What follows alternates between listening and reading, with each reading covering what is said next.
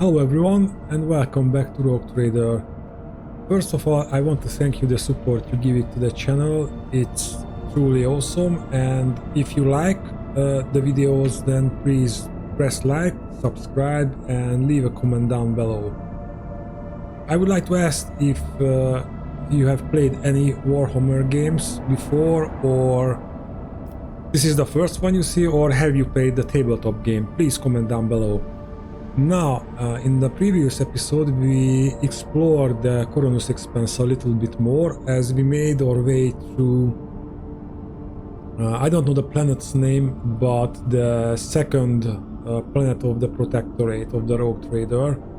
We need to rediscover and making things right, because surely there will be some trouble. And we are on our way to that world, but we explore everything as we go along, and we are left only with this fleet, and this could be a battle which may be more difficult than we can handle, but there is only one way to find out, so let's go.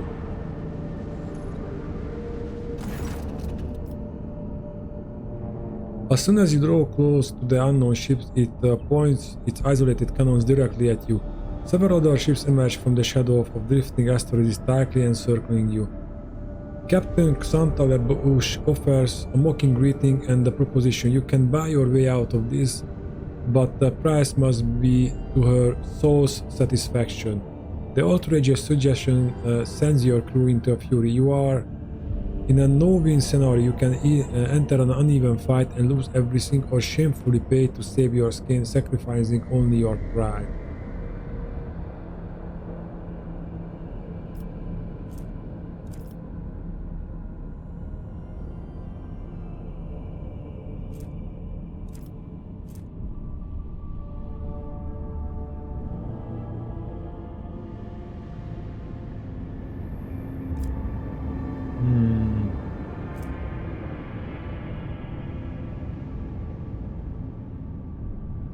Maybe some coercion would work on them, but 40%?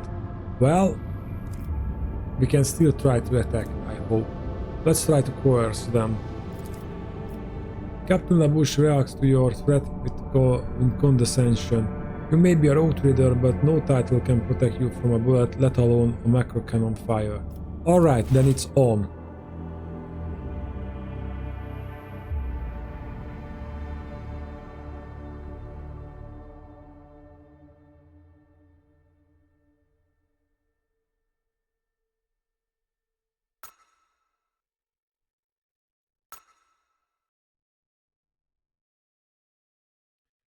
I can see crimson lights in the void.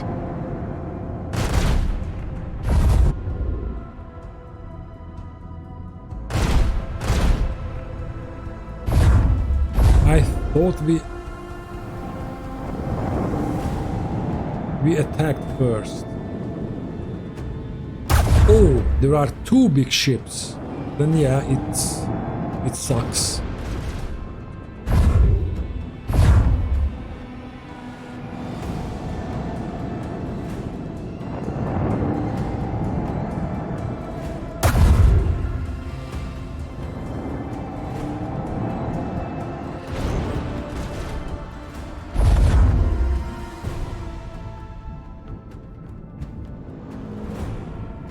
And nearest torpedo salvo, but not the enemy.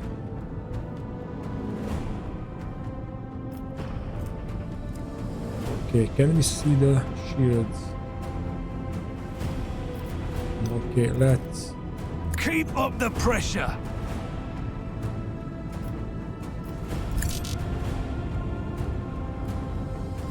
Why? Okay, we put the torpedo salvos there. Alright.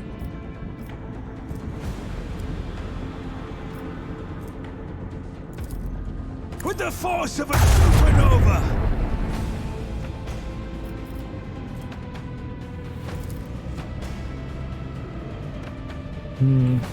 Maybe we can damage or quickly kill the little ones first.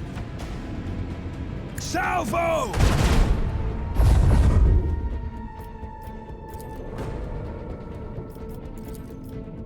Make every shot count.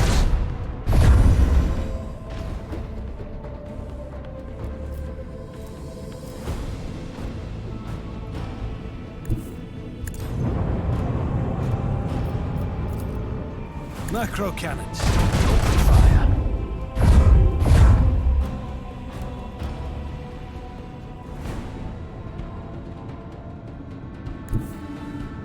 I think this is the way to Take go. us in.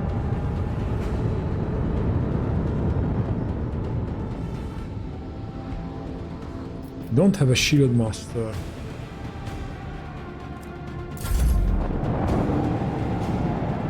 And I think that's a mistake.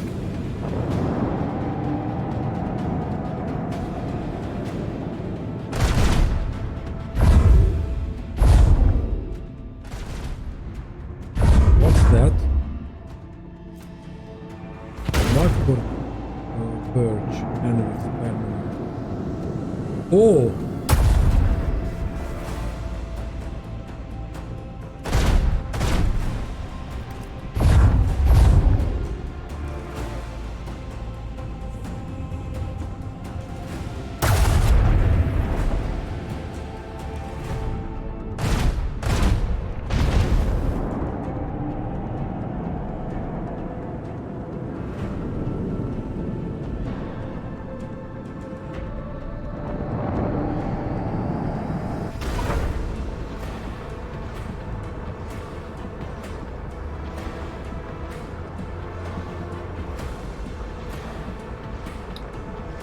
I think... Oh, it's leaving. Good.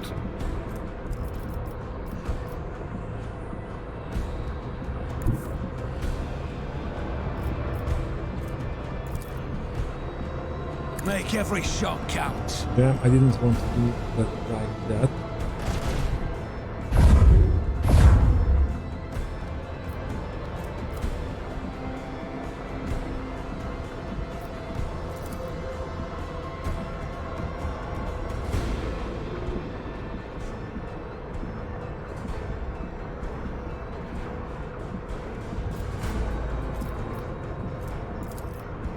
Salvo!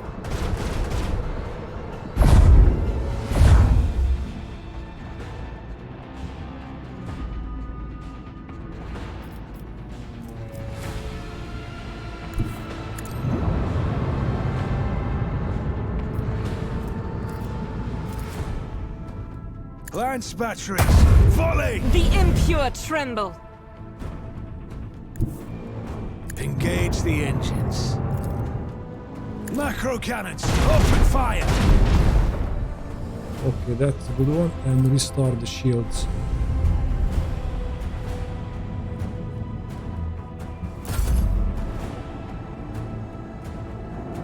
Don't really care that this ship is leaving. It's good enough for now.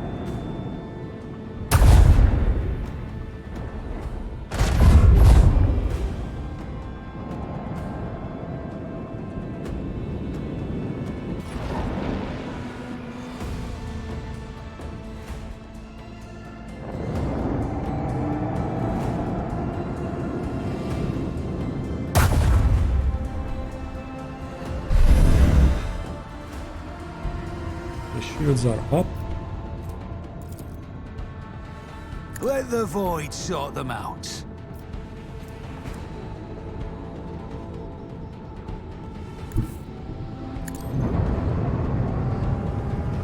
Move like that, so we can With the shoot force that. of a supernova! Let them taste our fury. Okay. That is Make every shot Dead. count! and let's move.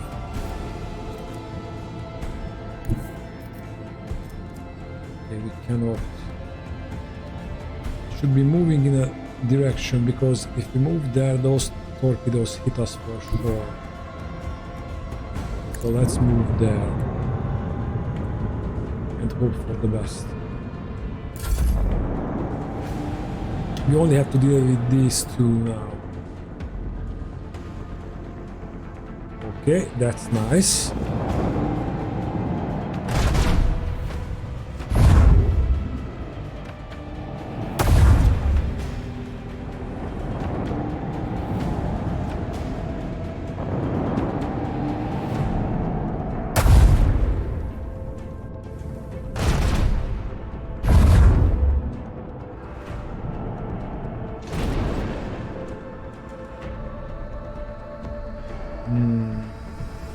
Okay.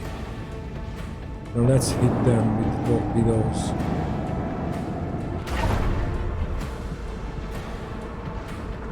Okay, now that is freeing. Salvo!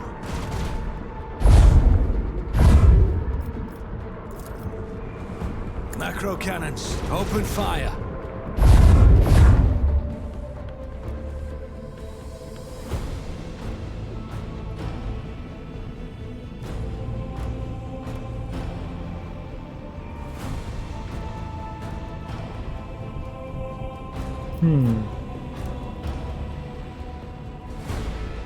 If we move there, those torpedoes hit us. So we need to move away. Oh! And why the hell not shoot at him? Make Maybe we every destroy shot it. count. Well, we didn't, but it worth a try. Maybe if we do this, that would give us some options.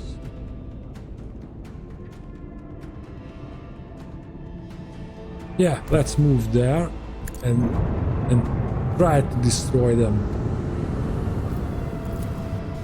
Fire at will. Proceed accordingly. Okay, now, and if we are moving Elm's there, right. there is no Take us way in. these torpedoes can circle around.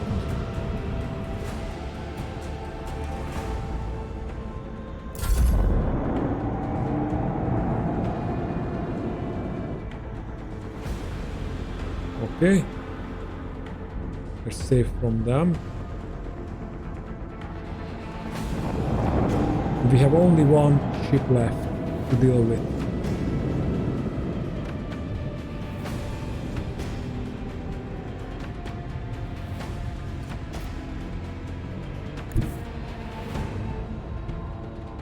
All hands, prepare for acceleration.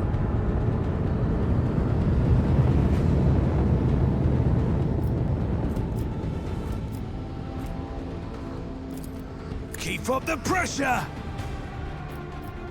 I would like to restore the shields, but I can't. Okay, you can leave.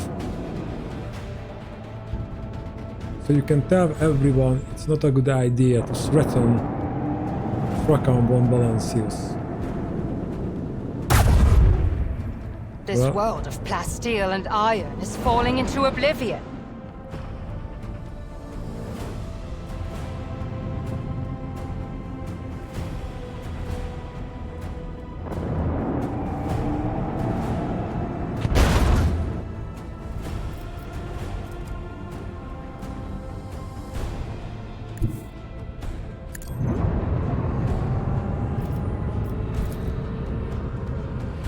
With the force of a supernova.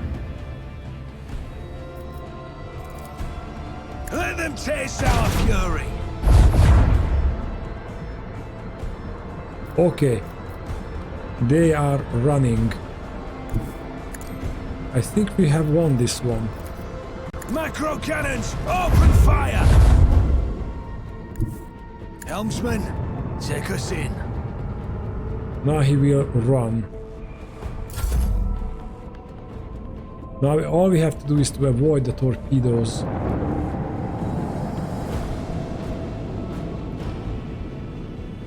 Oh, that's great.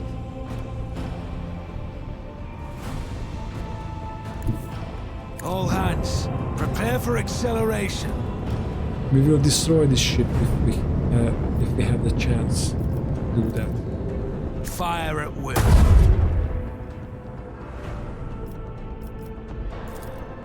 Salvo!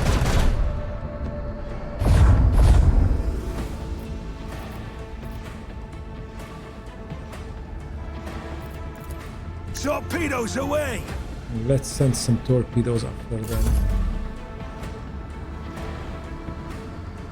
Those torpedoes are toasted.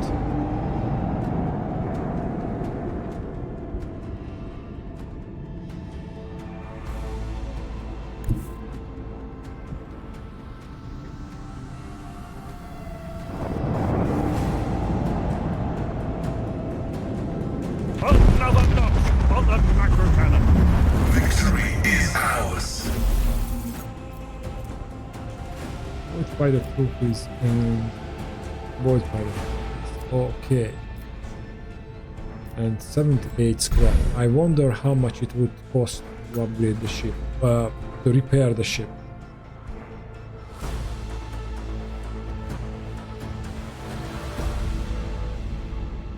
Okay. Upgrading the hull or the hull is worth it. Okay.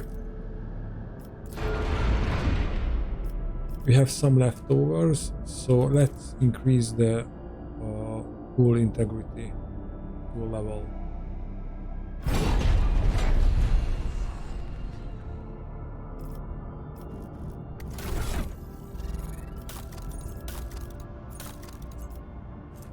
And let's add these to the cargo.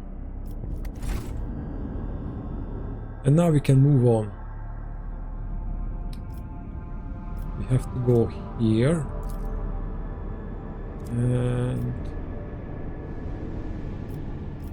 let's use the unsafe route. Let's chart new routes.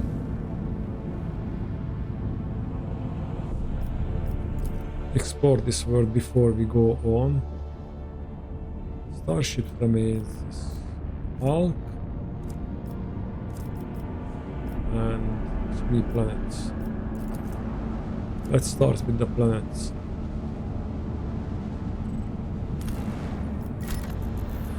Looks like some kind of jungle world. Valley of Sleep. The crew has discovered a hidden valley littered with thousands of animal skeletons.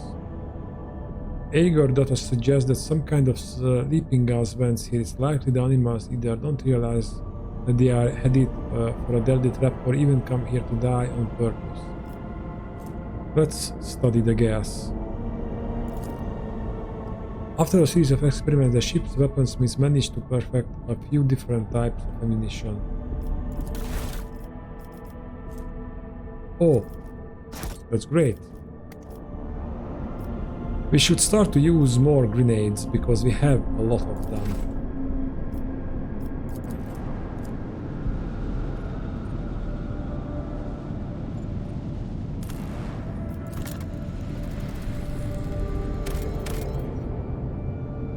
Nothing here on this one.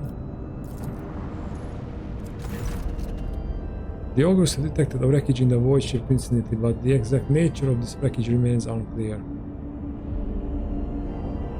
Pick up several pieces of the wreckage. Some of the wreckage is made of plastic, the rest is some unknown material. Studying the fragments further is nigh impossible due to severe corrosive damage. The non-metallic fragments also bear burn marks. Let's look for the wreckage. The Ogre crew reports that it has registered no evidence of a disaster that could have produced such debris.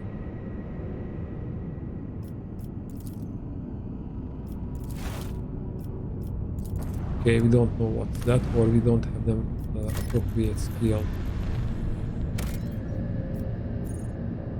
Steel. How much too? We don't need that right now. By the way,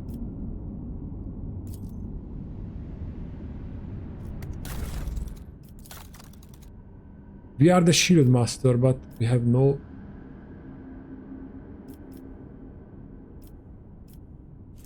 What? And the shield master... Oh, this will give... No, this is the... Oh, the shield? No. Okay, but this is the...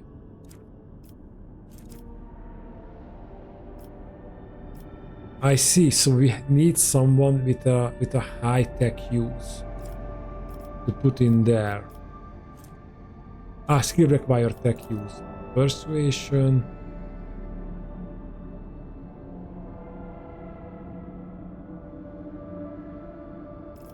I don't know why. What is the upgrade? What does this upgrade do?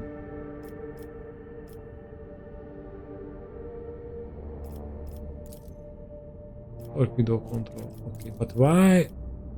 Use current ability once. Okay, but we used... Oh! Because we used this one. For 100 scrap we can upgrade. And it would be a spin around, and we cannot upgrade this one.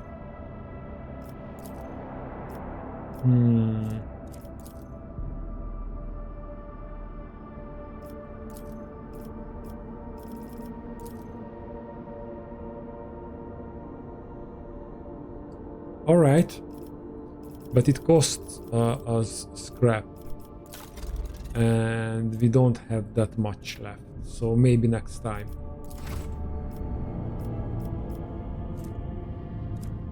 We have scanned this, okay.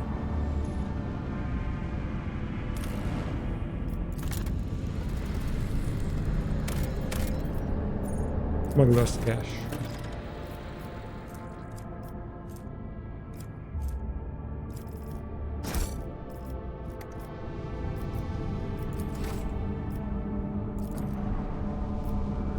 And this is the... I think that was the part of this. What? It just disappeared? Strange. But let's move on.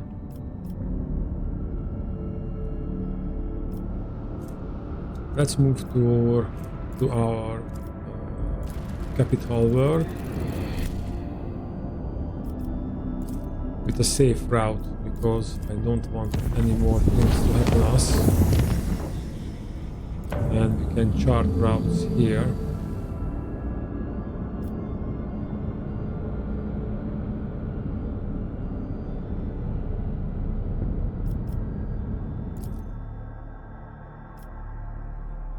Lord Captain, Master Halsman on the line. I can report that the quest for the capital world of the Von Balancius dynasty is finally at an end. Dragonus is straight ahead. We have received countless greetings. Your subjects would like to know when their master will be arriving. The merchant captains taking refuge in the orbital docks of Dragonus race to send you a priceless welcoming is hoping to buy your favor and make an impression on the rogue trader.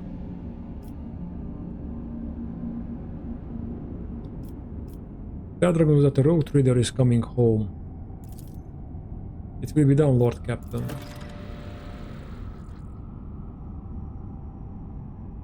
After the connection to the Master Helmsman is cut, the device crackles with Henrik's voice. Lord Captain, I will be pleased to accompany you during your visit to Dragonus so I can personally introduce Achilles Scalander, a servant of the Golden Throne who previously attended Lady Theodora on Dragonus. I am counting on your benevolence. The walk ends with a click. Well, I think that request wasn't a request at all. So we will bring him along.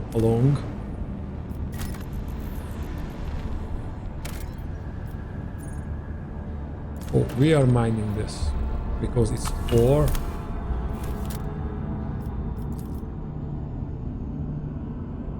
And we needed that.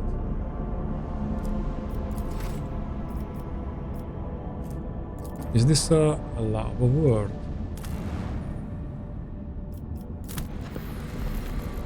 The Casbolica mission was interested in improving surface topography. It is possible that the molten rock of the mantle produced out as a consequence of natural cataclysms or a collision with the celestial body.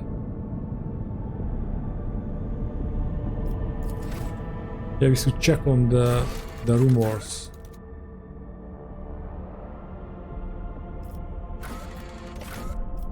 Xenos on the rampage. There are whispers of footfall about Xenos, those cursed enemies of humanity carrying out raids on.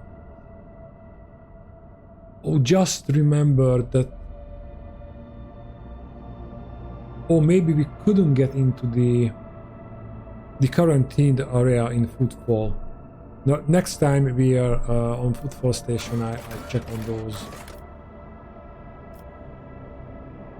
Eccentric animal lover. Word of the Lord keeps an unusual fondness of bizarre rodents is quickly spreading across the ship decks. What? Because we haven't hunted those animals? A friendly Cosmolican ship that is searching for burning words and any scraps of information on the same has indicated in which region it can be found into the near future. And which region?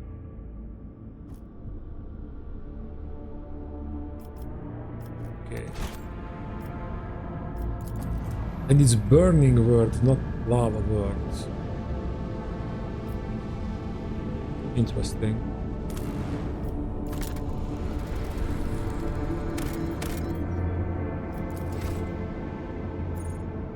Artificial facility.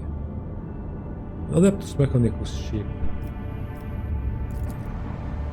Let's check out what are they doing at Dragonus.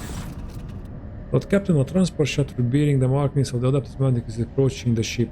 Magos Tarsus delegation intends to board our ship and gain an audience with your lordship. This is exactly how they phrased it. He intends not humbly requests. Many of my tech comrades neglect diplomacy when interacting with the laity. It is regrettable.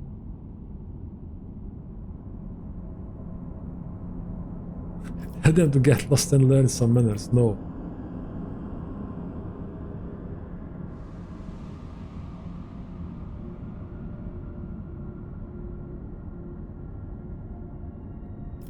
Receive the delegation. They may indeed be here on important business. They will say what they want. It will be done, Lord Captain. Requesting permission to present at the audience granted to my tech comrades.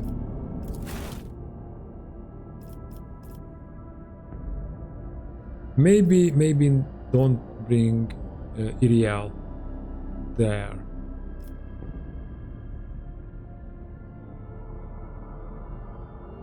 Because I don't want them to see a xeno. Let's bring Henrix instead. We have to level him up anyway. Well, maybe not. Maybe bring Irida. Yeah.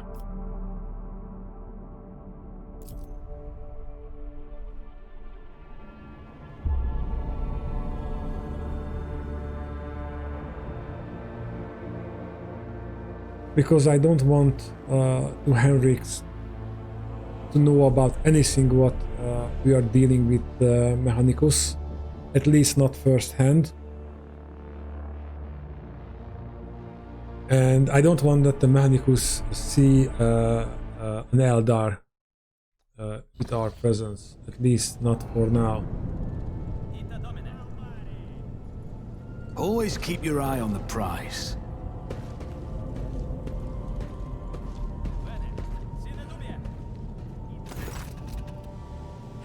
A group dressed in the scarlet of the priesthood of Mars walks toward you. Their gazes are fixed on Pasqal. You know that the group is not monolithic. Some of its members are more heavily armed and follow the large tech priest clad in battle armor. Others are keeping a respectful distance and casting quizzical looks at their tall, hunched leader. Despite the hood hiding his face, you recognize him as Opticon 22, whom you met on Footfall.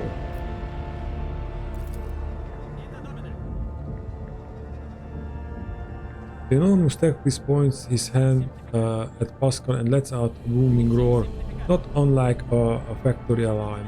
It makes your very bones vibrate. Herald Servoscus follow in his wake, marked with emblems of the cog. They blare shrilly. Thou shalt not suffer a heretic in the forge, for rust begets rust. Pasqal Homan, in the name of the Adeptus Mechanicus, you are under arrest. The hind servant of the Omnissiah turns to you. Diplomacy mode engaged. Announcement: the Adeptus Mechanicus offer their apologies, would like to inform you of the necessity of conducting an operation to detain, arrest, terminate a faulty unit of the Rogue Traders' territory. Let's inspect them. You identify the rare armor the enormous tech priest is wearing as a secutor-plated mechanized suit. It carries the imprints of many battles and has markings that announce its status as a relic. Some of the armor's damage looks very severe to the point of endangering its operation.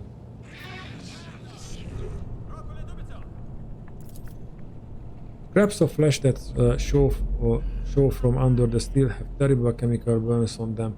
Every now and then convulsion shakes the Omnissiah servant's body and a painful sounding hiss comes from his vox. This would be the guy. The tall tech priest who spoke to you looks more peaceful and makes a point of not drawing his weapon. There's an air of concern about the way he frequently glances over at his fellow, inspecting his side.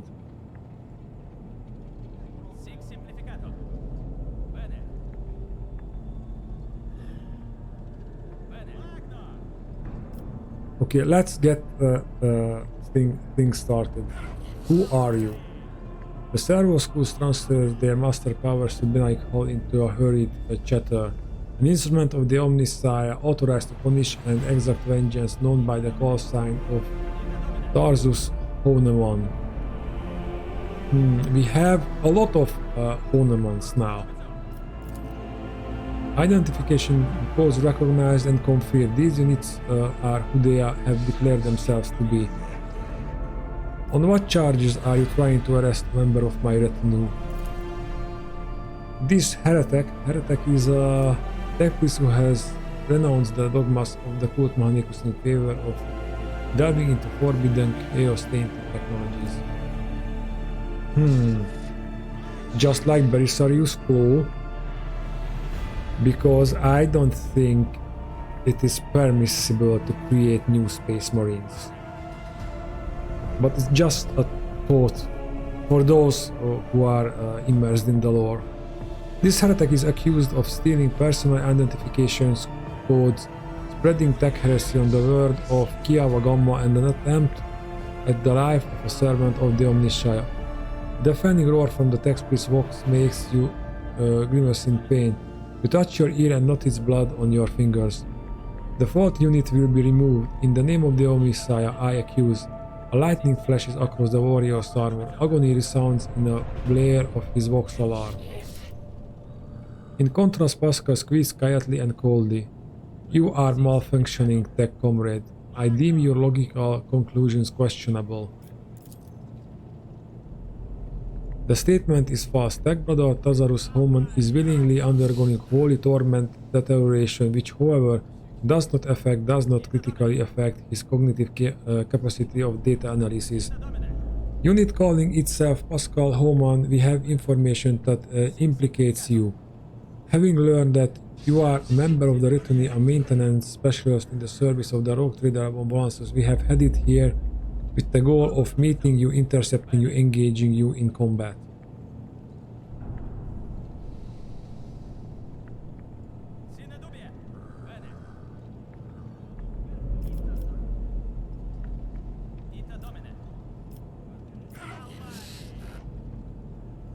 No, Pasqal shouldn't go with these people. There is, unless they have some kind of hard evidence, but Pasqal so far helped us a lot.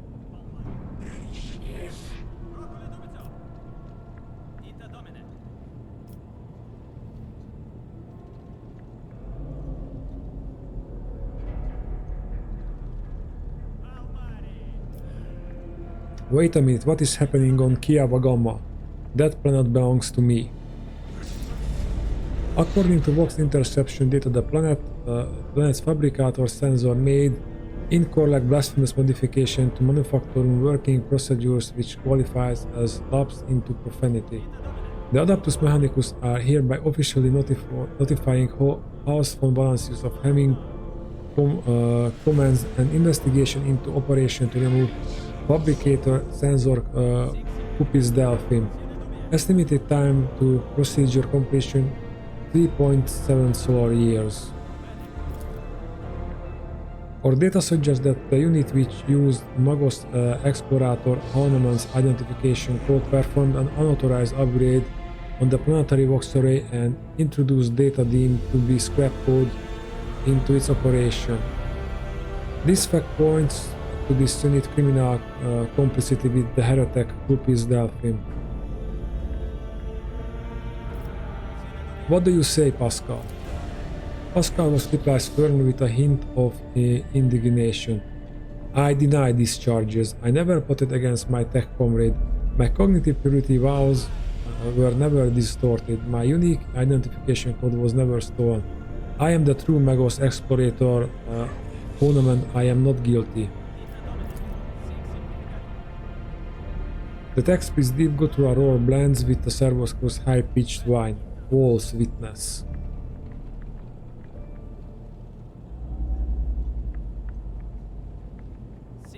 I am not handing Pasqal over to you unless I see evidence. Let us untangle this together. Request approved. Ready to work in cooperative mode. Tarsus give you a haughty look and lets out a howl of wrath. Archiving Tech Brother Tarsus opposes lay participation in the investigation search for the truth. The unit Opticon 22 advise in favor of the House Valancius representative's particular request.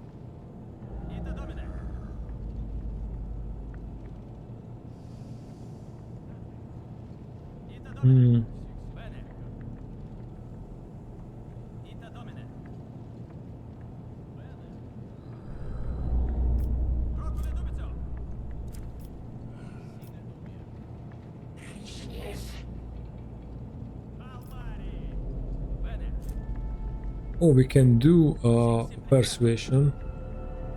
Maybe let's do this because maybe we can get out of in the easy way.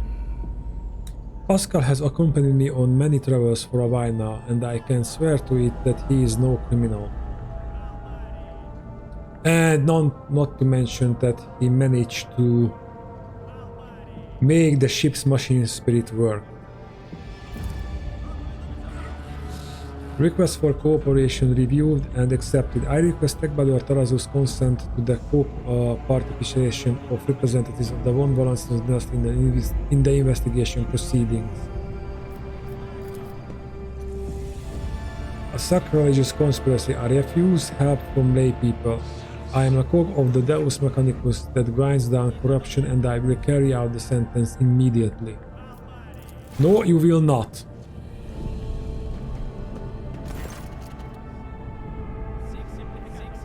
Pasqal freezes, but green sparks lights up in his visor. He extends a hand toward Tarsus and replies in a clanging voice.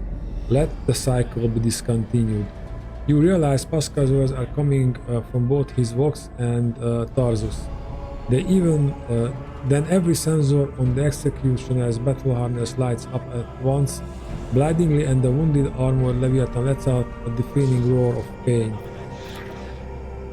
Attention, priority notification. Service units of the Kappa threat supply line are unauthorized to confront the rogue trader. Command retreat and re-initiate negotiations.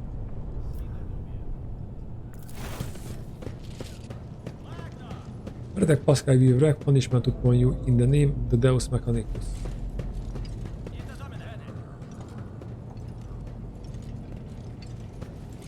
Talk to him or do something, not just move. He's just moving away.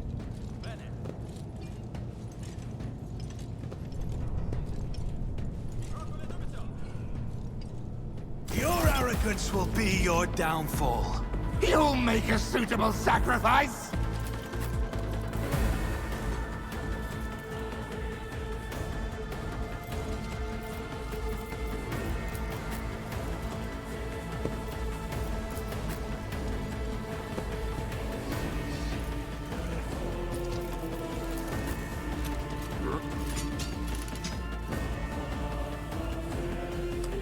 Let's put some distance less. Let's put Argent there and let's put Irida there behind that cover if we can. Well, then, yes. Okay. Whoa, these guys are beefy.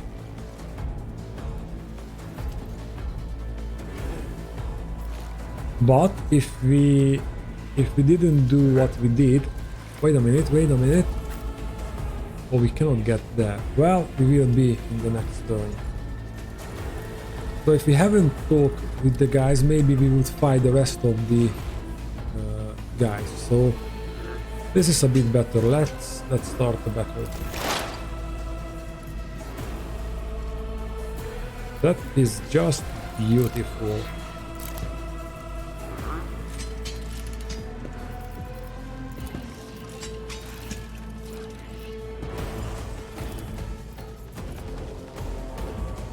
Anything else? No, that's okay for starters. Was that you? Or Ah, we already used that. Okay.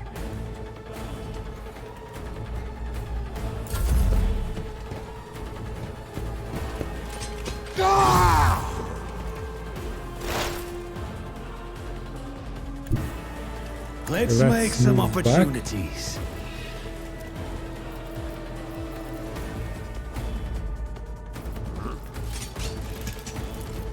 I'll make it happen. Okay. No, let's On it. use the piercing shot and the I'll see tie to it of the blood. personally. And put an exploit. I'll And make use it the happen. surefire plan. Nice. I'll see to it personally. You should have thought twice before crossing me. My ears are ringing.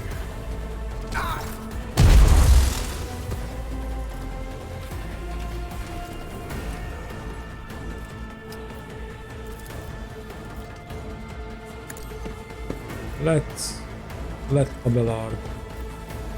Let's help Abelard a little bit.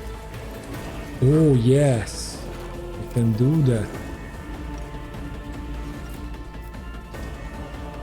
Nice. Or we can do. Let's do that. Me? If you insist, Lord Captain.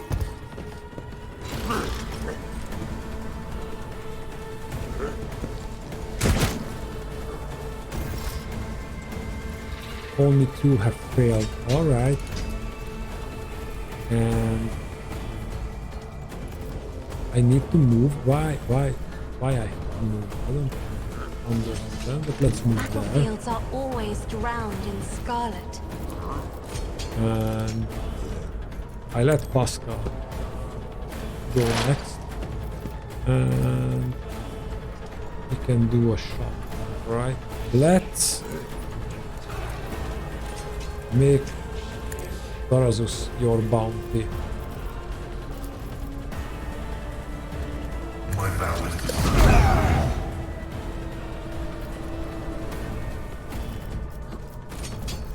request approved.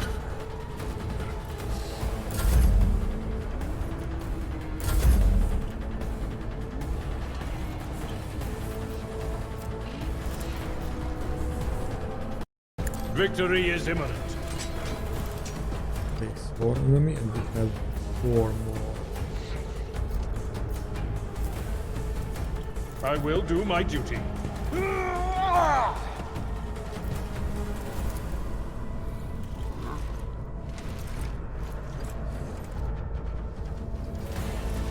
Okay, we cannot reach that guy. Indeed.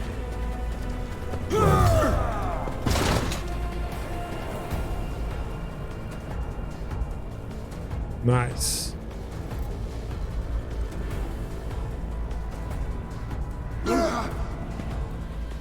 Wow, they bumped into each other.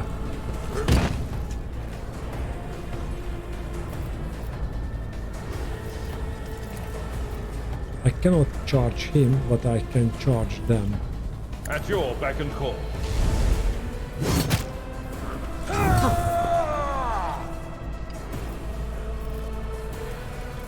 Victory is imminent.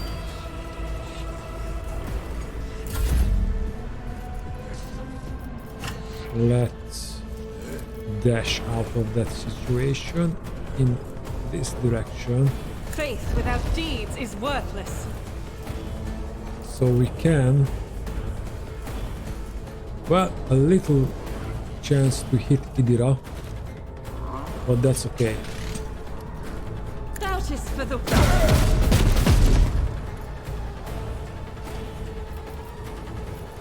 What's that? Oh, it's Whitefire. Alright. As the Emperor commands. We I rather act. gun and run.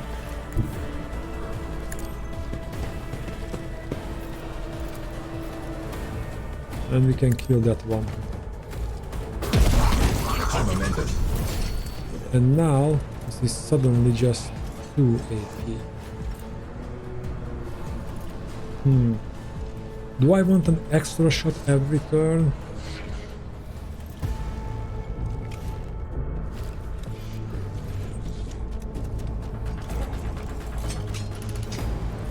Or I want to, no, I don't want to wait because the momentum can change. So In let's thy get light the extra I shot for stand, every turn. And thy light I crave.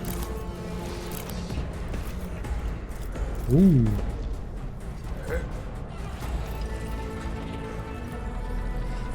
I see. I can shoot like that so it would evade, but very low chance to hit.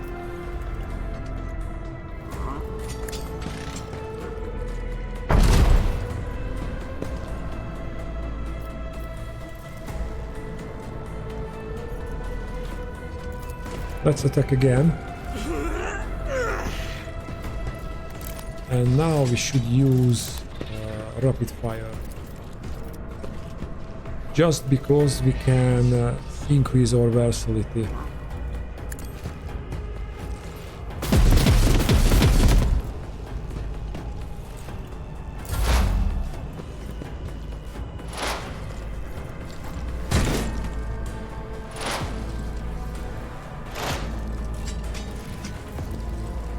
Oh.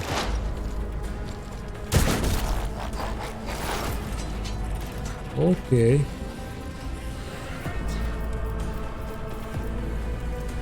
He's already a prey of Pasqal, right? Again. Yes.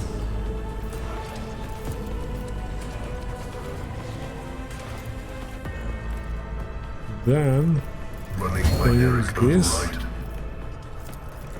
Request approved. Let's use piercing shot. Favorable. The undesired probability analysis. And we can fire again.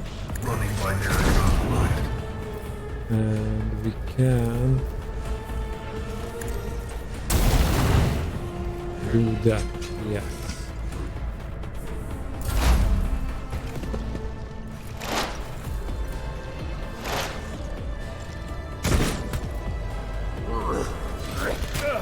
Just a minor setback.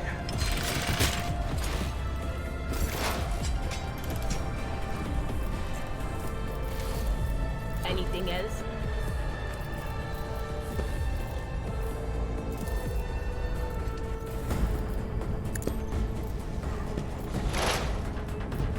Okay, and I want to fry those guys. And I think, yeah, if I go in there, I can seal it up Abelard, and Abelard is lifting up. as well.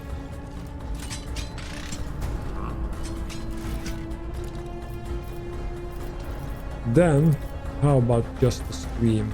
On it.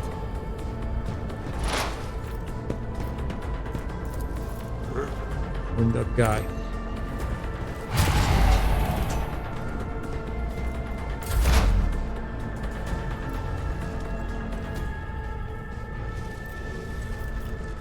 Let's mark him as prey. Kennedy, I refuse. we cannot shoot at him. Maybe from there. No, we still can't shoot it. There. I just want to be in cover to use other abilities. So now we can shoot at that guy. Okay, then mark him as prey. On it. Use the piercing shot. I'll see to it personally.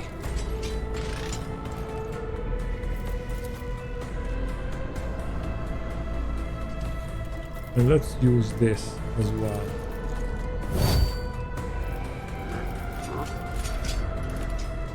We have a chance to kill it. And to damage the other guy behind him. I'll make it happen. Consider this a taste of what's to come. Oh, we should have used that as well.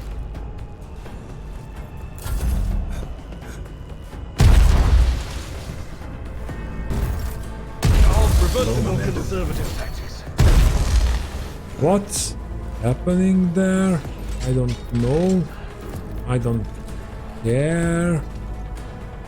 But we are moving up there. Be careful not to cross my gaze. Helping Only out. that were possible. We are helping out the Seneschal.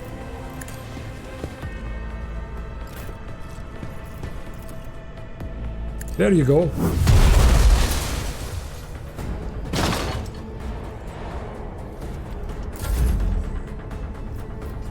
And let's look at the servitor. Maybe destroy I am a him. navigator, not another foe painted black. High momentum. To the next. Until next to the vanguard attacks each enemy. Attack the vanguard's allies. Next to the vanguard attacks each enemy that attacks the vanguard. And where is the other one, the berserk mode? That.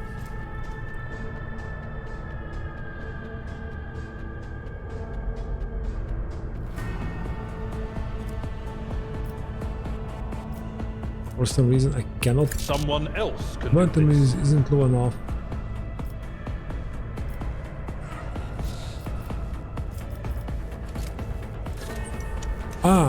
Okay, good. I'd rather not. Let's move there. Charge It will this be done. guy. Grey hair, sure hair.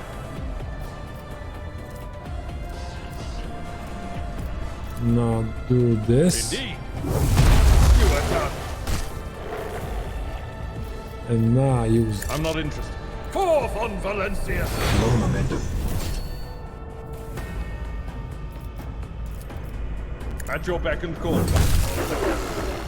Okay. And we will. Oh, we cannot charge. Follow my lead. But it doesn't matter because we can move up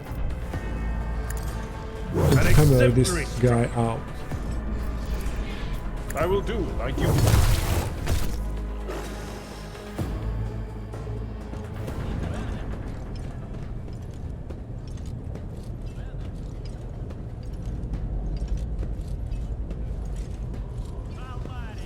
I hope we can remove the techno harness from him and put it on Pasqal.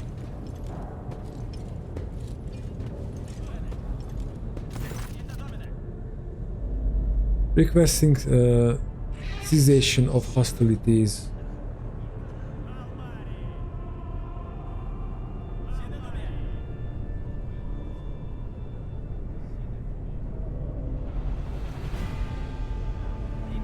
Help your brother.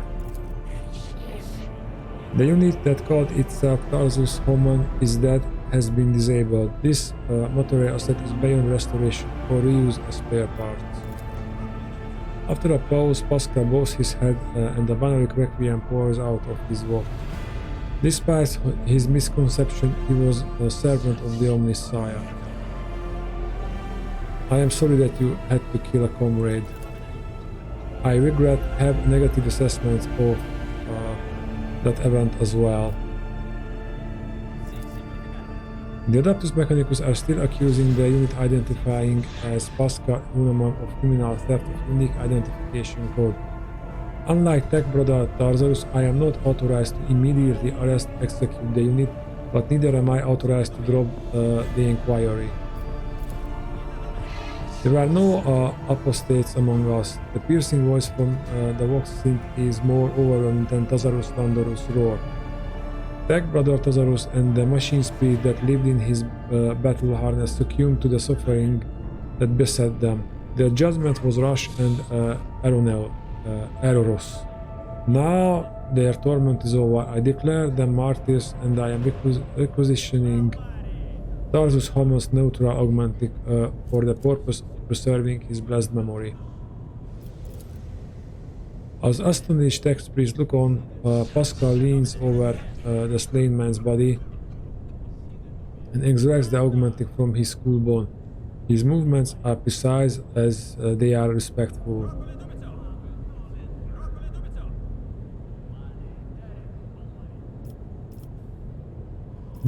Pasqal.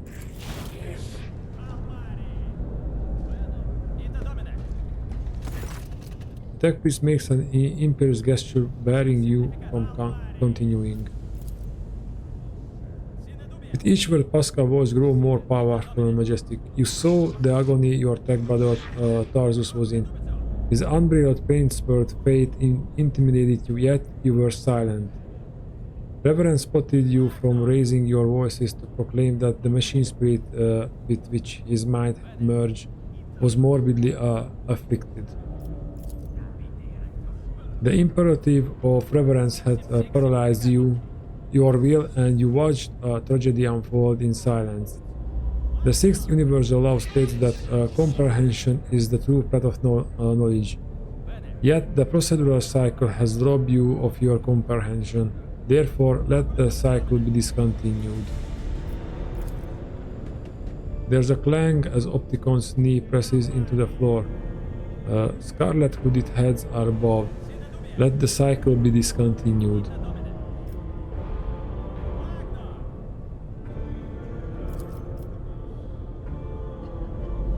The shine pouring out of Pasqal's visor grows dimmer. Static creeps back into his voice.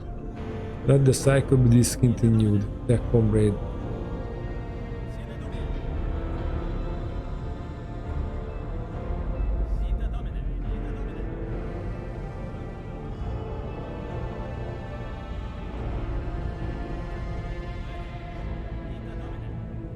Pasqal, there is this little point I'm not clear on. What just happened?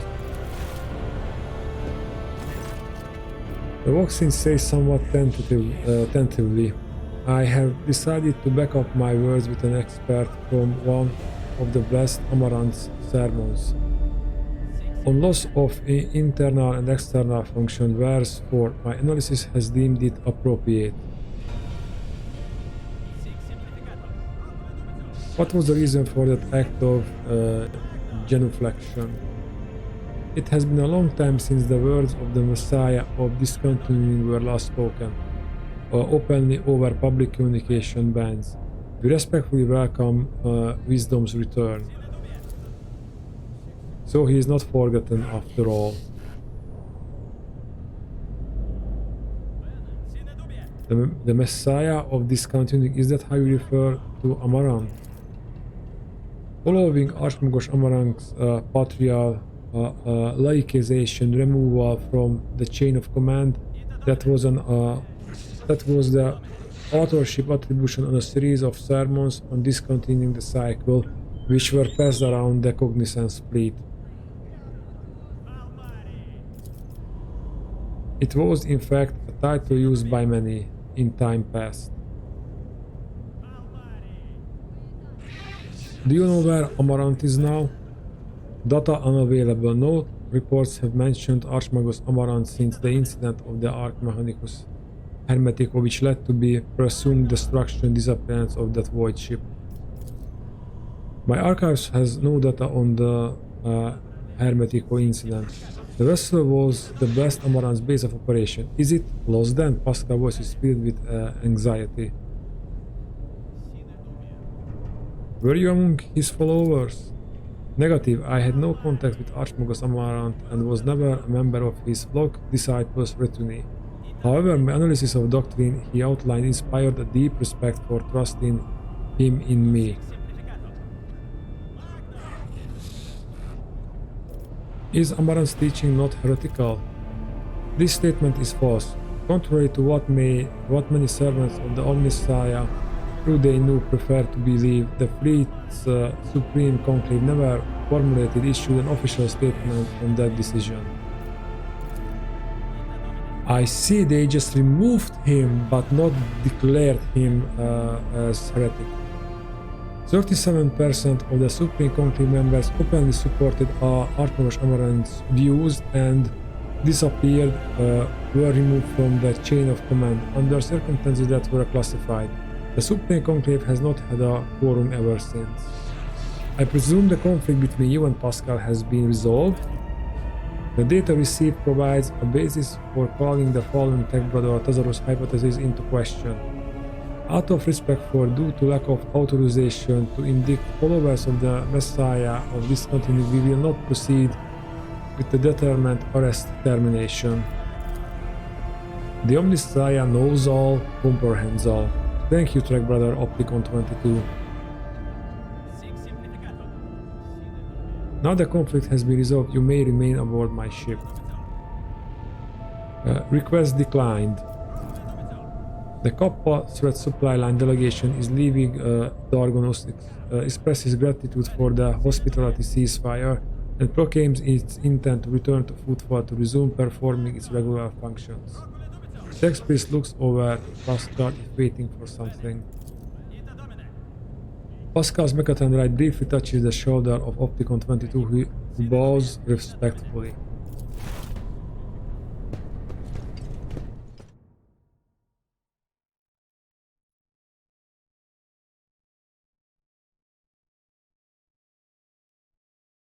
Now that made much more sense that we couldn't put Pasqal out of the party. And now, let's loot. Okay, it's just an Omnissiah axe.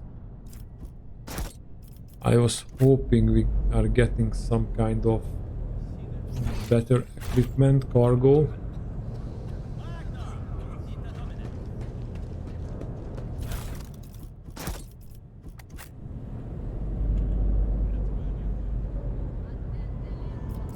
My whispers crave entertainment. Let's level up Kirida real quickly.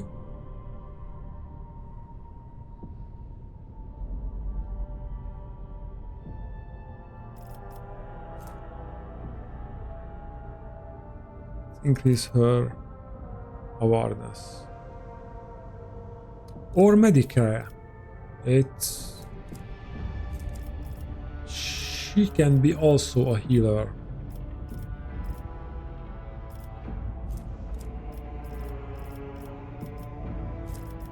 Regeneration. Until the end of the combat, the target recovers Seeker Spirit C rating plus willpower bonus. Half of the okay. The C rating is 3, the willpower bonus is 7. So it recovers 5 wounds and removes the toxin stun effect. If the target has several effects, the removed effect is selected randomly.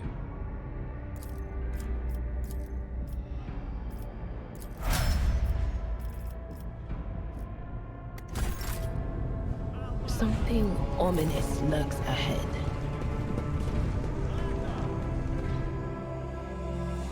And now we're back on the ship, and finally we may be able to reach the capital world. Hopefully.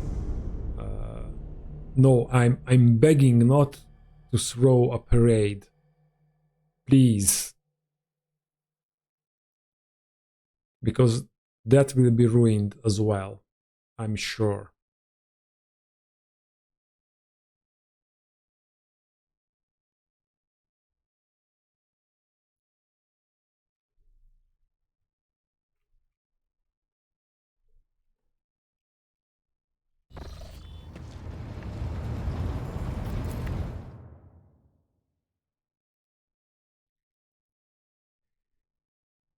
Mundus Valancius?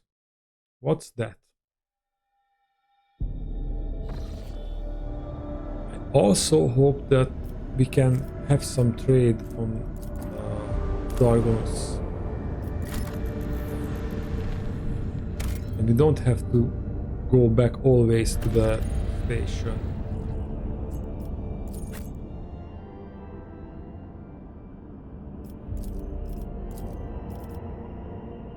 Henrix wanted to accompany us, so we'll accept that.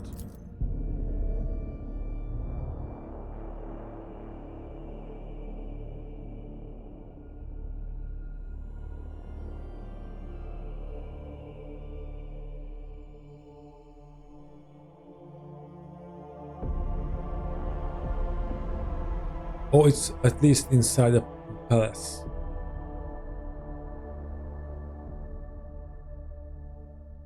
But I guess there will be trouble here as well. Or maybe we already know, but it's just in the journal. Oh fuck. Another parade.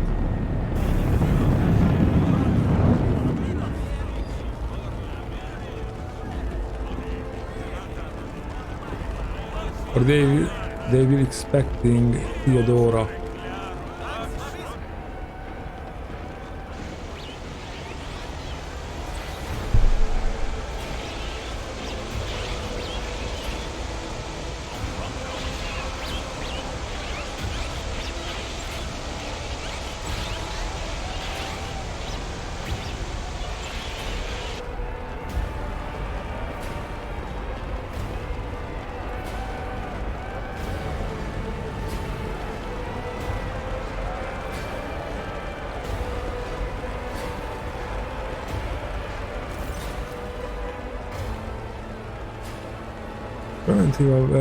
The Emperor protects. Welcome home, your lordship. The stately woman in a long full dress uniform makes a graceful courtesy. Her short grey hair does not obscure her stern features. I am Clementia Versen, court counselor of the Von Valancius dynasty. On behalf of all of Dragonus, please accept my deepest condolences on the untimely passing of Theodora von Valancius. Her departure is a terrible blow to us all. But as one star expires, another always flares to light.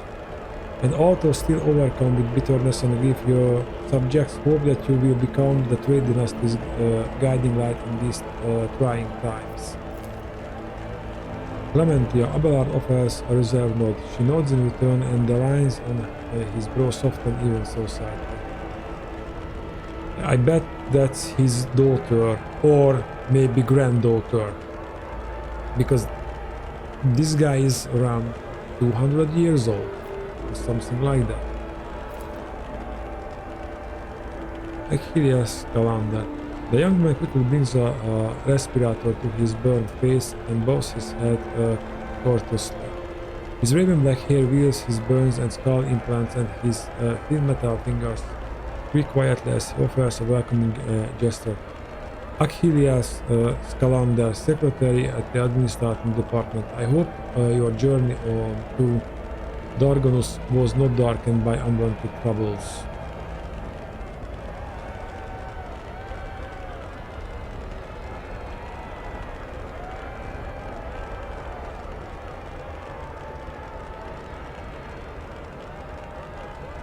The Emperor protected us on our journey through the stars. Achilles makes the sign of the Aquila, and may he remain merciful to us till the end of time. Okay. When will be the firing starting? Does your lordship wish to survey the grounds, or perhaps we could sate your curiosity by answering any questions you might have? Governor Arbend Drivestem has been notified of your arrival on Dragonus and will visit the palace shortly. The preparations for the official visit are well in hand, but your lordship still has plenty of time before the meeting. Hold on a moment, Clementia. What did you say your last name was? Clementia nods politely. You heard correctly, your lordship. I am a house of Versin and Lord Abelard's granddaughter and direct descendant. I told you. I figured that out, that she is a granddaughter. The succession of service is an effective good. It grants new generations understanding of their function within the mechanism. Chancellor Versin has held her position at the Von Valancius court for many years. She earned Lord Captain Terodor's respect through acts of great perseverance. There's no room for doubt. Blood had nothing to do with it. Well, you said similar things about the governor Viet. So we'll see, old man, we'll see.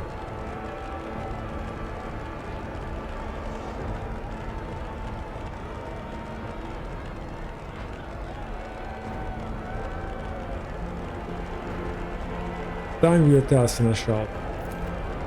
As you wish, Lord Captain. So he praised other people that were not so good, so I'm not for that. Why isn't the governor here with you to greet me?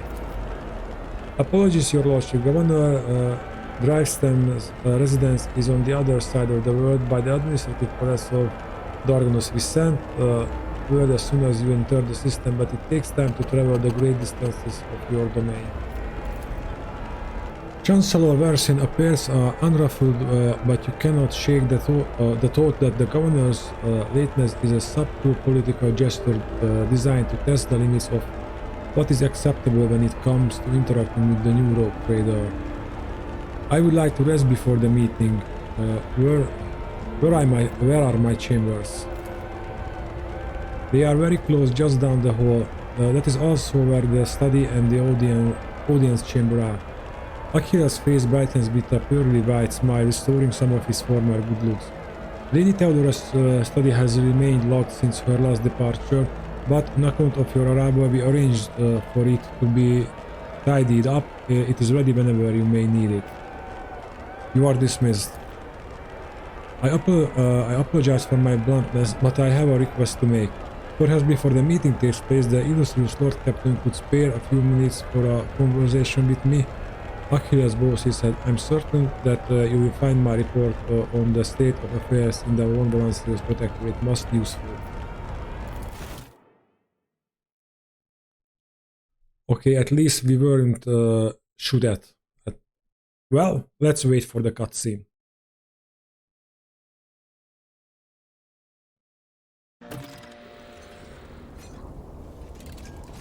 Spiders in a jar, that's the quest name. And we are alone. That's not a good sign.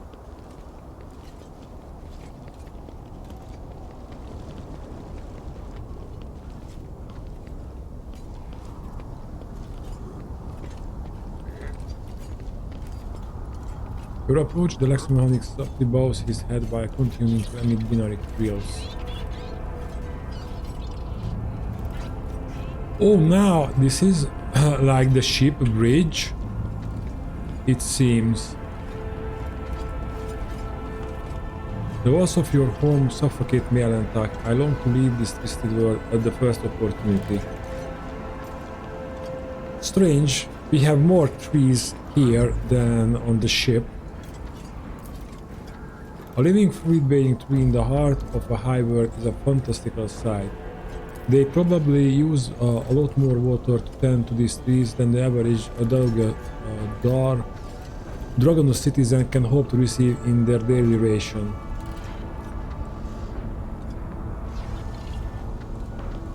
Oh, messengers from Janus.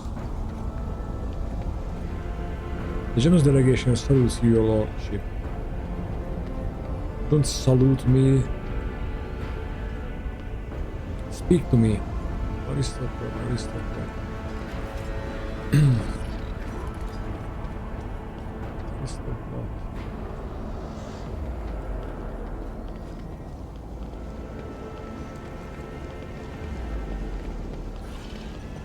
Shady character. What a lovely day it is, your lordship. Your presence only makes it better. I guess. Bit of Kiagamma's delegation. May the Omnissiah blesses the Von Belastens dynasty. Okay, these are delegations, but they don't want to speak with us. Strange. Okay, that's the route to the palace.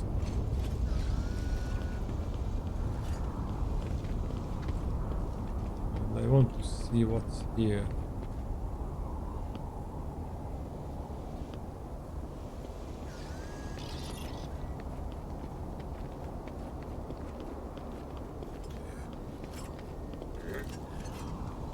I wonder why we can see Iriel there and not the others.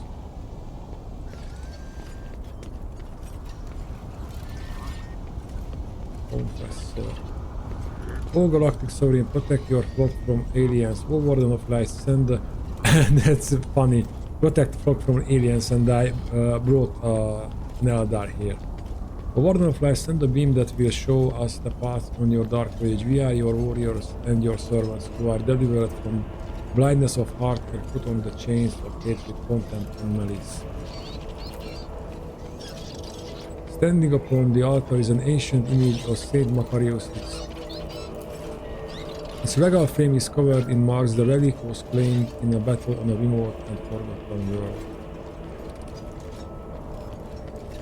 Oh, paintings.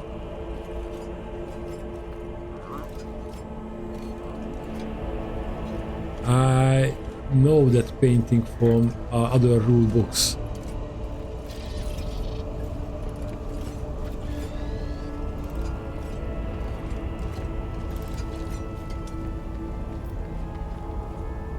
This is where we can return to the ship. That's also a useful information.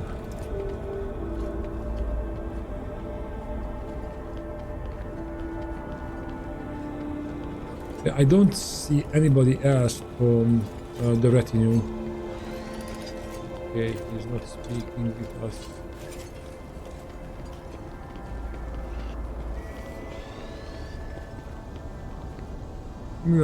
Similar finds all over the planet, many sage and acolytes. Okay, what are you teaching about?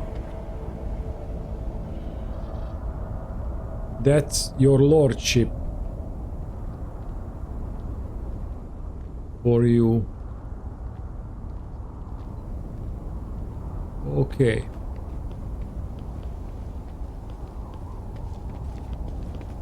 Okay, let's get into the palace and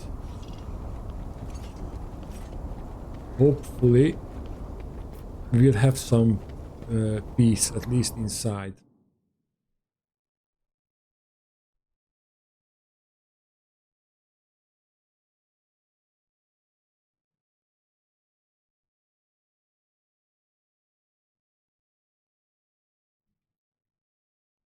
That's good to know, but I'm curious which comes first. The damage reduction, bit of the percentage reduction, or the other one.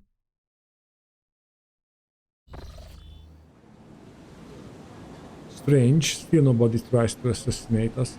Oh yeah, I wanted to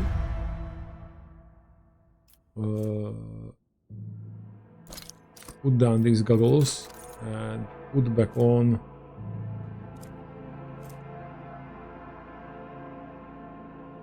commerce. We don't need the commerce, we need the helmet. Now we are in incognito. Welcome, your lordship. Let me inform you of the location of the chambers on your dynastic estate.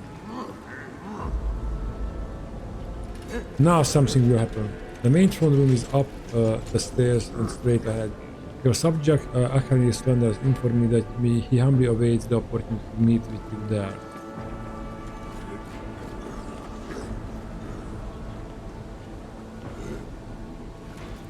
If your lordship wishes to rest after a long journey, then your personal chambers are up the stairs and on the right.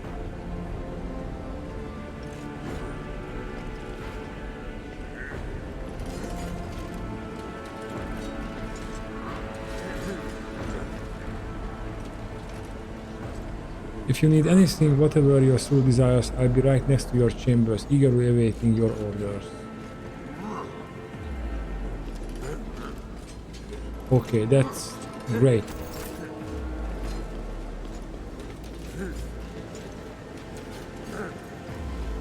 Let's check out our chambers first.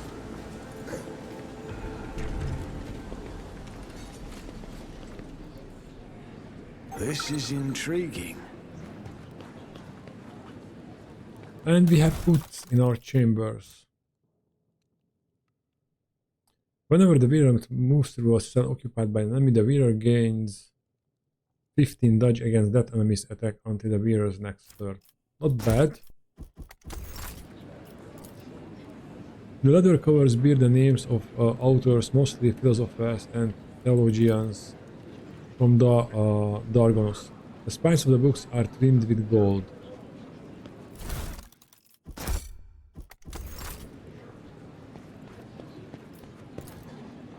The cogitator is producing rhythmic sounds among which faint ringing stands out.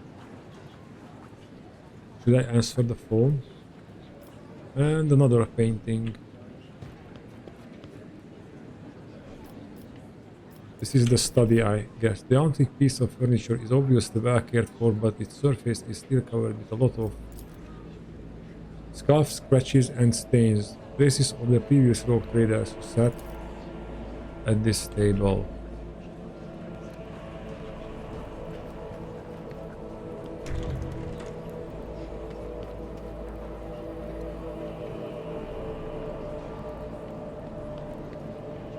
This is our bed chambers. The bed for the head of the rogue trader dynasty is benefit the status of its owner. Yeah, it's like big enough for 3 people.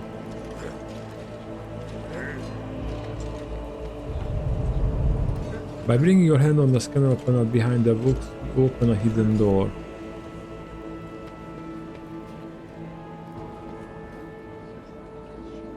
Okay.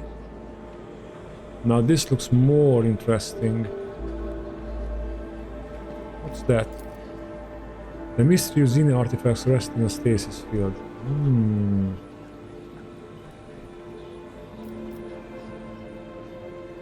Can I see it a little bit closer?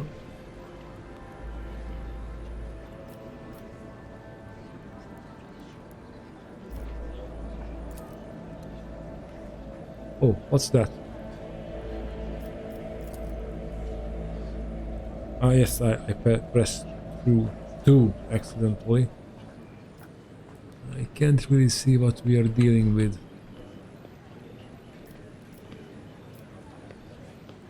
Maybe it's...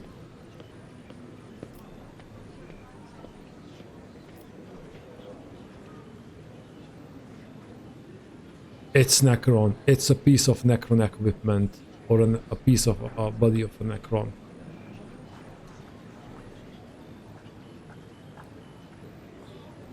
Yeah, I see Necrons at the end of the trailer, and we have Necron space cargo that we can find. Okay, it will be... if they are coming up in the end, that will be a hell of an end game. And xeno artifacts. Wow.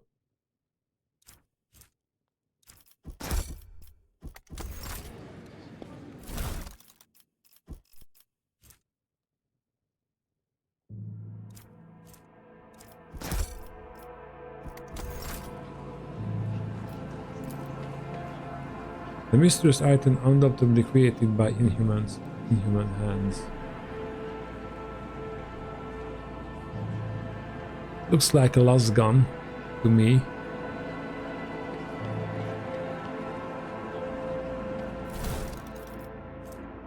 Zeroed cloak. When the wearer hits an ally with an area attack, the wearer gains +1 stack of the zeroed effect until the end of the combat. The wearer deals 10% plus damage with their area attacks for each stack of the zeroed effect. Plasma phaser glow. These glows grant the wearer a +10 bonus stack use.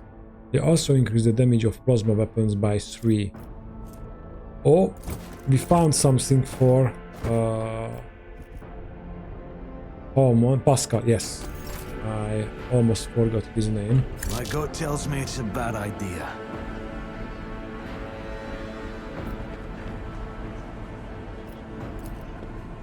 An empty glass and 3 unopened bottles of wine on the finely crafted table made from dark marble wood.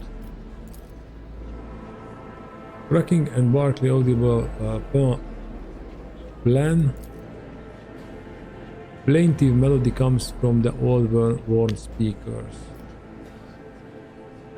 And I can sit down. Let's sit down. This small secret room is remarkably quiet and almost homely. Perhaps your predecessor used it when she sought complete solitude. Listening to the muted melody coming from the vox speaker, you can easily imagine Theodora reading a book with a glass of expensive wine in hand. And I hopefully this shaking is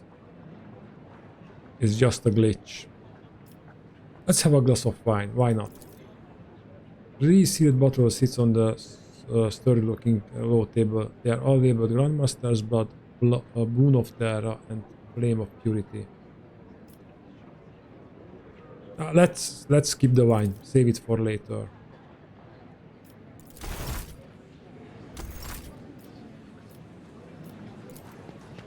What? The rare books arrayed on these shelves with their lavish, almost pretentious binding seems to be identical. What is happening? Cracking. What's with the blood? The Stompton's couch upholstered in fine cloth that appears garish in the mellow lighting does not look comfortable.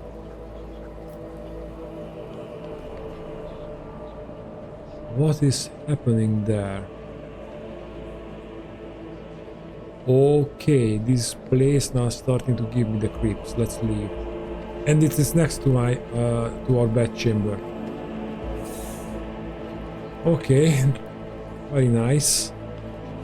Let's see what's behind door number 2.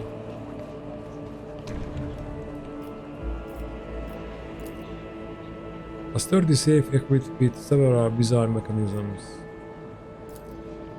That's how it's done.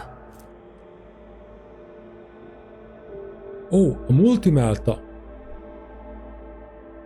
Well, Argenta will be very happy to have that, I think.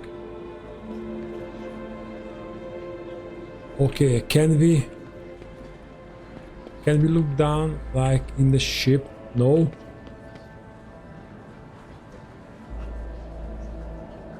But we can move around. Wow.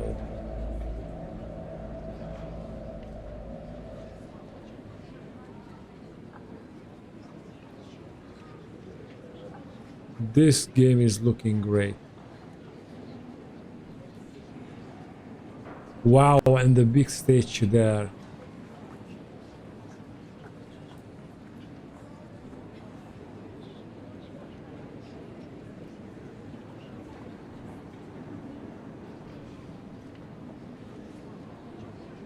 But I think I have to go with Iriel on this one. The site is breathtaking, but I don't want to spend too much time in here. Okay, now we checked out our quarters. Oh, something here. There is a faint mark on the polished mantelpiece which was likely left by a glass.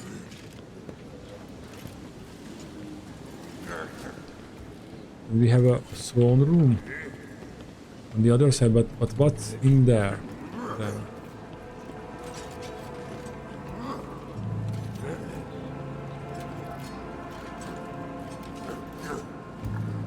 Oh, aristocrat. She looks like Conrad. Or Kunrad.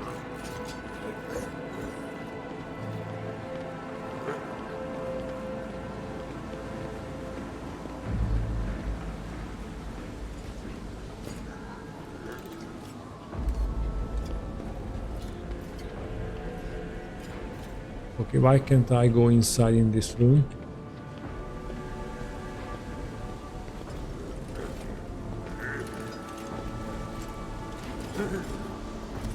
Ah, I see. Okay.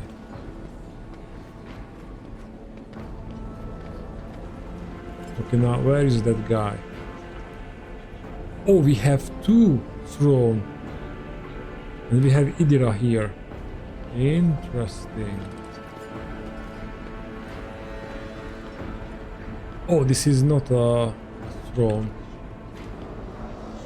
There's Clementia. First of all, let's talk to Idira. Ah, good old Dragonus. It's boring here without Lady Theodora. She loved to live even up this sleepy little palace with a couple of crazy decrees and public floggings of Flabbergast nobles. Oh, she liked to flog nobles. Okay, Pasqal. My appearance has caused a slight disturbance in the ranks of the servants of the Omnisci assigned to the palace. Analysis of the performance of rituals and maintenance litanies has produced a satisfactory result. Okay, good. I feel a little better that Idira and Pasqal are near. So if the shooting starts, we are not alone. What do we have here? Indeed, what do we have here? Xeno artifacts just lying around.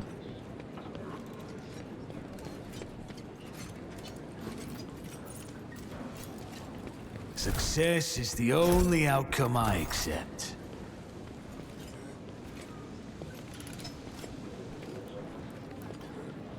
Okay, let's look around a little bit more.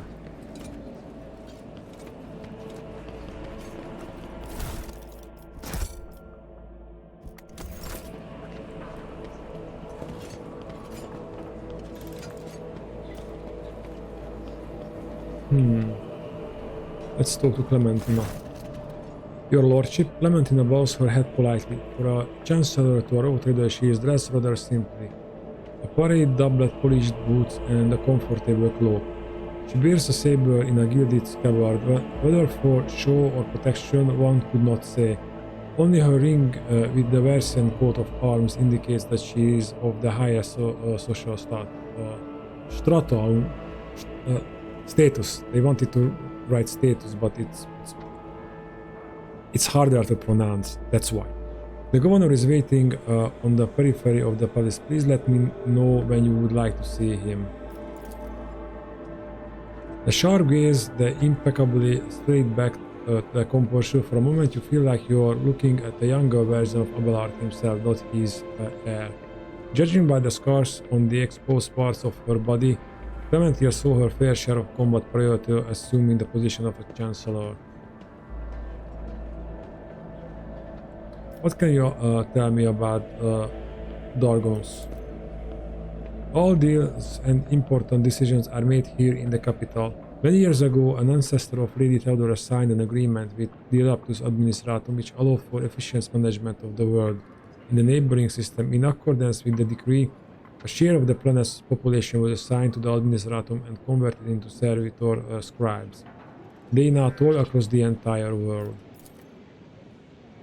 Dragonus is also the seat of several noble families who run all the major planets in the Protectorate. If I may express my not so humble opinion, they care very little about who exactly stands at the helm. Those piranhas think about their own profits just as much as they do about the prosperity of the Protectorate itself, if not more. And lastly, Dragonus has its own fleet, a luxury unavailable to the vast majority of other worlds in your realm.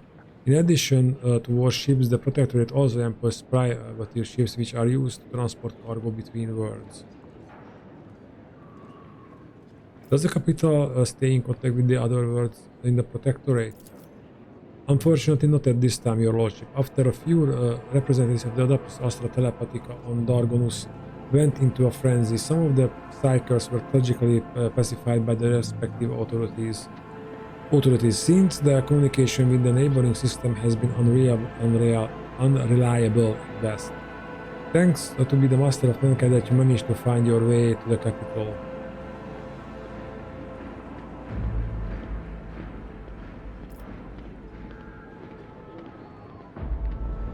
If the noble houses are so volatile, what sense is there in keeping them? Over the many centuries, an intricate hierarchy has formed within the ruling elite of Dragonus. The great houses do more than plunder your treasury. It is replenished to a large degree thanks to their administrative work and their lands. Naturally, you can get rid of anyone whom you consider surplus to requirements, but right now it would threaten the fragile stability that is currently holding the Protectorate together. Are there any other issues that I should be aware of? Apart from the disrupted communication, Dragonus was recently raided by enemies of humanity. However, the fleet under the command of Captain Martius were soon triumphed over the accursed xenos. If you ask for my opinion on this matter, we have the situation completely under control. Famous last words. Clementine raises her head proudly. She is obviously pleased with her house accomplishments. No, she didn't tell the truth. Because we failed an awareness test, so something is there. Tell me about the governor Drivestem or Drivestem. Urban I believe it's Drivestem, is a well-respected man, and not just on Dragonus but throughout the Protectorate. For many centuries his house has supported the capital's administration and the logistics between the von Valancius systems. The Drivestem's efforts secured years of order and prosperity for Dragonus. What's more, Lady Theodora personally insisted that Lord Urban specifically be made the next governor. The way you speak of Drivestem, I hear a hint of either contempt or resentment. No, I don't believe I feel either, your lordship. Clementia's steely eyes stare into the distance, her jaw clencing visibly. She speaks in a polite but glib manner, clearly flustered by your insight. We have different views on how to run a world. We sometimes have discussion over the laws that are enacted. But we both work for the good of the von Valancius Protectorate. That much can be said without a doubt. Thank you for your report, Chancellor. I serve the von Valancius Protectorate, your lordship. The governor can wait a little longer. I still have matters to take care of. Certainly, your lordship. However, her thin lips twist slightly. I do not concern myself with the governor's feelings, but I must warn you. Your action or inaction may be interpreted in a certain way. Now, if your lordship will excuse me. Yeah, I know, I just want to talk with that Achilles guy. But I couldn't find him. Let's check the journal.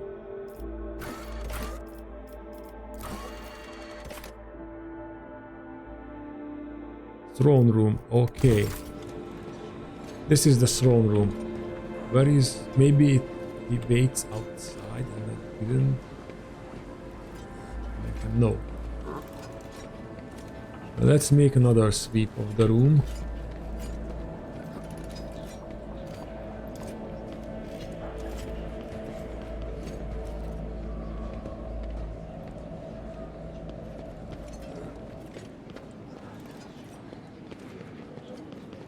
Oh yes, I remember now that Hendrik said something about him. The lack of observers on this world has led your nobles to become extremely complacent. Today alone I overheard 3 statements that, if I so wanted, could be turned into grounds for a charge of heresy. It's definitely not a good thing that Hendrix is here. The slender figure clad in robes made from expensive fabric shudders from violent coughing. Pressing a gilded respirator to his face, the man takes several deep breaths. Achilles, it's been many moons. I hope your cousin is feeling well. Achilles covers his burned lip, trying to failing to suppress a coughing fit. She is in good health. She sends her regards to you as well as her wishes for your swift return. What's with the shaking? Henry frowns. For as long as the stars shine in the sky, my vigil continues. So it does. Achilles thumbs himself on the chest with his augmented hand. You hear the clanging of metal against metal. I'm not so foolish as to fail to notice a conversation in code. Your insight deserves credit, Rogue Trader. Then again, I expected nothing less from Theodora von Valancius' successor. Henrys looks at Achilles. Allow me to introduce Achilles' calendar properly. In addition to his duties as Secretary of the Administratum, he acts as an agent of the Golden Throne under my aegis. Master Scalander was transferred into my remit by a colleague who is engaged in other matters in the Coronus expanse. I'm sure you will find Achilles' service useful, especially when dealing with the schemes of humanity's foes within the borders of your protectorate. Greetings, Lord Trakan von Valancius. Allow me once again to express my deepest condolences of the loss of Lady Theodora. I will do everything I can to track down and destroy all of Conrad or Voigtvir's accomplices on the capital world. Do you know anything about what has become to Conrad Voigtvir? The former master of Whisperers is a heretic and a traitor to the dynasty. Achilles nods grimly. Word of his treason reached Dragonus too late. Conrad came to the planet and left it almost immediately once he had sown discord in the midst of a gullible and naive. The worst of the rumors he started was that you were the one responsible for Lady Theodora's sudden demise. Of course, your loyal subjects did their best to skin alive any who showed signs of doubt. But it seems unlikely that the Wardens got to everyone who has allowed doubt. Okay, try that again. But it seems unlikely that the Wardens got to everyone who has allowed doubt into their heart and now nurtures it in secret. You promised me a report on the present state of the affairs in the Protectorate. I have already forwarded all official reports to your Seneschal. As for the conversation we were having right now, I wouldn't trust any paper or data state with its contents. You see, Lady Theodora, may the Emperor have mercy on her soul, was perfectly aware of Dragonus' political environment. You, however, have only just arrived on the capital world, and I thought it would be best to bring you up to speed. Frankly, the nobles of Dragonus, much like nobles on most worlds, are akin to spiders in a jar, ready to pounce on whoever is the weakest, or whoever they deem to be the weakest. The nobles of Dragonus are well-respected, rich and powerful individuals who held Lady Theodora's favor for many years and found ways to rise above the rest of the diligently serving the Rogue Trader. Every family pursues its own selfish interest, and each one expects that with the translation of power they will retain and even add to their lands and wealth. In the families, I would recommend giving particular attention toward the drive stems, the Gappars, and the Sauerbachs. I should also mention the Versians, not a noble house per se, but a family that was part of Lady Theodora's inner circle, to the Blue Blood's great displeasure. Okay, tell me about the drive stems. The drive stems are the ancient governor house of Dragonus. Predictably, the greater the wealth of the von Valancius protectorate, the fuller the coffers grow. The reputation is flawless except for one detail. We have evidence that urban Drivestam's rivals seem to have the misfortune of regularly falling victim of xeno's raids. I found that these attacks are always a little too advantageous for the Drivestams, but we lack solid proof and it might never surface. Okay. The closer an official is to the rogue trader, the braver and safer they feel. I would just like to remind everyone that rubbing shoulders with xenos is a heresy that can be overlooked only in the case of the von Valancius heir, not his servant.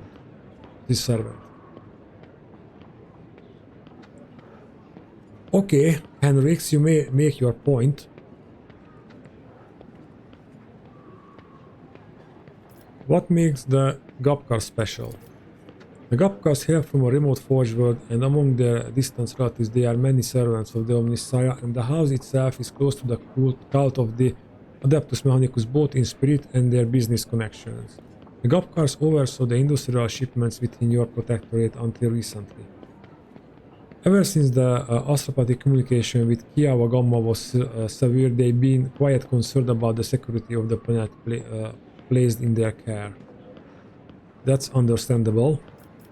What can you tell me about House Sowerback? Religious and hardworking, the Sowerbacks own many enterprises, including distillation manufacturers that produce promethium. I must note that lately members of the Sowerback family have been prone to overly liberal statements about the von Valancius dynasty. They believe that Lady Theodora is a bit too keen to leave her words without proper oversight. I would like to know more about the Verserians. I cannot pronounce that correctly, so I don't know. The Verserians are a line founded by Lady Theodora Seneschal and as such the nominally considered nobility, at least from the standpoint of the Imperial Navy, from which Lord Abelard hails. On Dragonus, however, their position is precarious. Firstly, they never were granted an official title, a process which has been impeded for decades by the oath houses of Dragonus. And secondly, the other families do not see them as equals but more as upstarts clinging to the rogue traders' favor. The Versians are responsible for the capital world's fleet and the majority of the cargo shipments on domestic routes.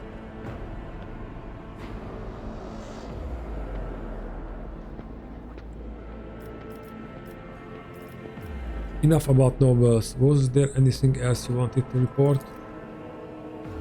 There was, your lordship, and this time it concerns the main reason for my presence on this planet. Xenos and the threat they pose both to you and to humanity as a whole. The last few months have been difficult for the people who report to me. My eyes and ears scattered through the Corunus expanse. War disturbances, astropaths overcome with madness, ships disappearing in the immaterium. Many of my observers and contacts have gone dark or have been killed by some calamity or other. Still, I managed to establish communication with some key some persons who were able to warn me about incoming threats, including xeno raids.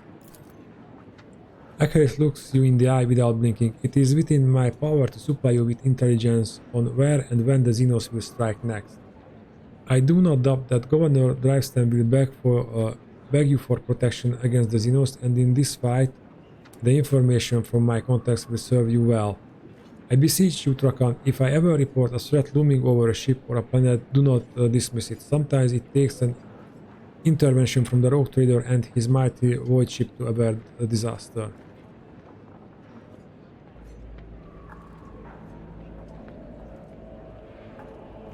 The scars on your face, what happened? About Hickox, 5 years ago there was an accident. Several tanks of promethium exploded in the storehouses at my estate and I was buried alive under the rubble. The Emperor preserved my soul and the skilled physicians of Dragonus saved my body except for my lungs, with which I had to part. I presume the incident was an attempt on my life, but the identity of whoever was behind it remains a mystery. What are your responsibilities here on Dragonus? Officially, I'm a secretary at this World Administratum department. Less officially, I am afraid I can't disclose that even to you. In short, I collect and investigate reports of heresy taking root upstanding planets of humanity. Above all else, I am concerned about the xenos threat that hangs over the entire Dragonus expanse, including your protectorate. Sadly, my mission was complicated by the recent war disturbances. I am still trying to re-establish contact with many of my agents. Tell me about xenos. The residents of the local system are no strangers to skirmishes with enemies of humanity, but recently the loathsome beast seems to have completely flow of the handle. We're receiving reports from ships that made it through the warp to Dragonus. Both they and the colonies that they departed from are being attacked. We have identified the breed of xenos that poses this threat. The Dark Eldar. Humanity is an ancient and insidious host. Be vigilant on your travels. The xenos will undoubtedly attack a rogue trader ship should they find the circumstances to be in favor. Unfortunately, in the host of humanity, there are those who are willing to grovel before our enemies in the hopes of valuable reward. You may be interested to know we are on the trail of such heretics. Akira's glances at the dataslate. Overwhelming evidence indicates that a marauder void station in the Langen's belt is being used as a base by a band of pirates who are not above dealing with xenos. I was unable to persuade the Chancellor of the need to dispatch a ship there, but perhaps you would like to pay a courtesy call to those scoundrels yourself. I think we already did that. Do you know anything about the cult of the Final Dawn? My knowledge is deplorably limited, your lordship. All my attention has been focused on tracking Xeno's activity. I'm certain that Master Von Kalox can tell you much more about those heretics than I. About your unofficial work. Akari's amber eyes flashes with interest. Yes?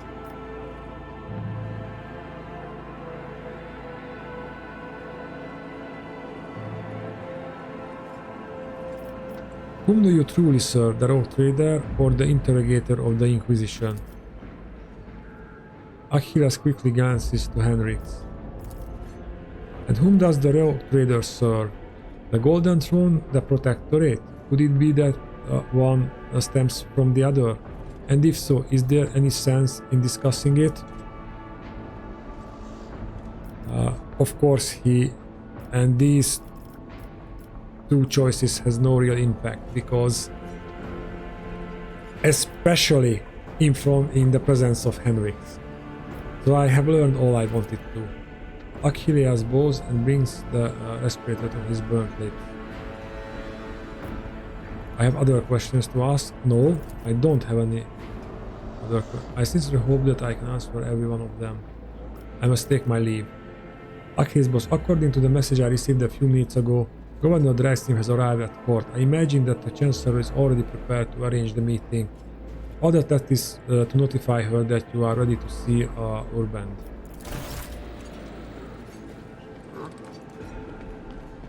Yes, we are ready to see, but that will happen only in the next episode. I hope you enjoyed this one, and I see you in the next. Bye!